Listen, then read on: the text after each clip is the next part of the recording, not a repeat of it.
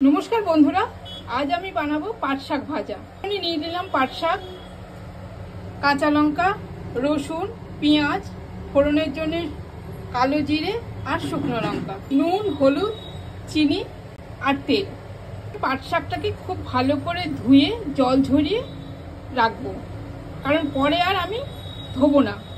প্রথমে এই শীতটা ছাড়িয়ে নিতে হবে, ভালো করে পরিষ্কার করে নিতে হবে। শিরগুলো আমার কাটা বাছা হয়ে গেছে, কেটে বাছা হয়ে গেছে। এবার এগুলোকে কুচিয়ে নেব।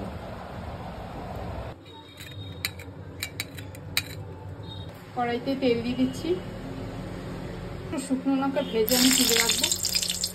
এবার কালো জিরে দিয়ে দেবো, লঙ্কা কুচি নেব, ভাজা ভাজা হয়ে যাবে।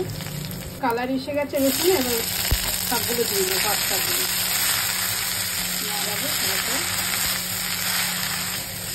দেবো। সামান্য হলুদ, নুন, অল্প চিনি, ভালো করে ভেজে নিতে হবে। হয়ে গেছে, এবার আমি নামিয়ে নেব। শাক ভাজা আমার কমপ্লিট হয়ে গেছে। এবার গার্নিশ করে গরম গরম সার্ভ করব। এবার গরম গরম ভাতের সাথে সার্ভ করব। নমস্কার।